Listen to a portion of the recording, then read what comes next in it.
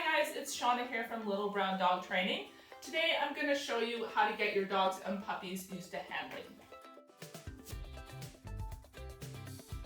So the first thing we're going to do is start out with the parts that they're most comfortable with us handling.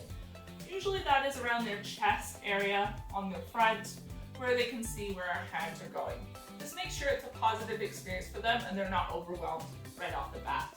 So all I'm going to do is pair high value treats or kibble, whatever they prefer, and just pair that with handling. Treats and handling go away at the same time. Later on when your dog is more used to everything, we can start to give the treats after the handling, but right now I'm pairing them so she knows that it's a good thing. We can start then by adding in the more challenging body parts or that some dogs aren't the most okay with.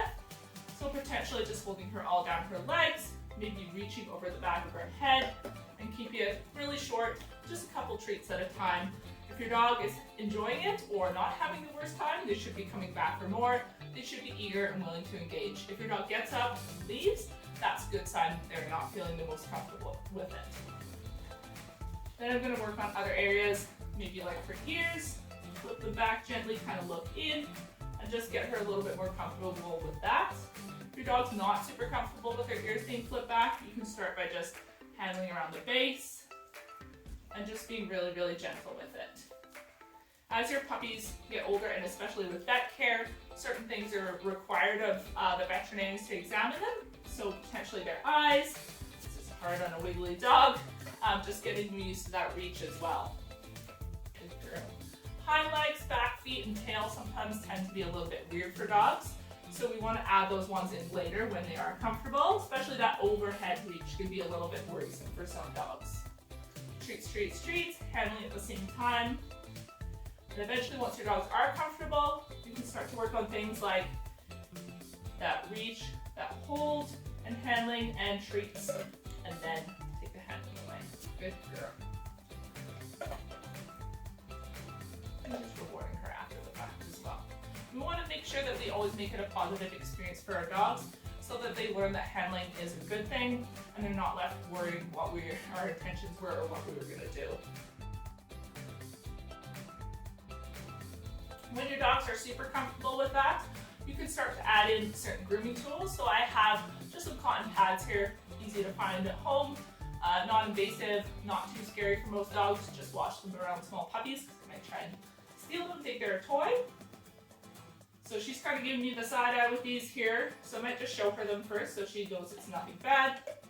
Feed her those treats. This is a really good time for her right now.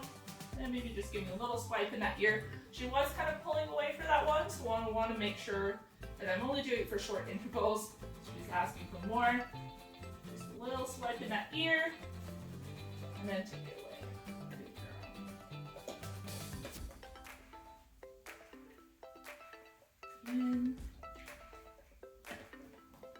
Good girl. So start with things like this that are super easy and straightforward.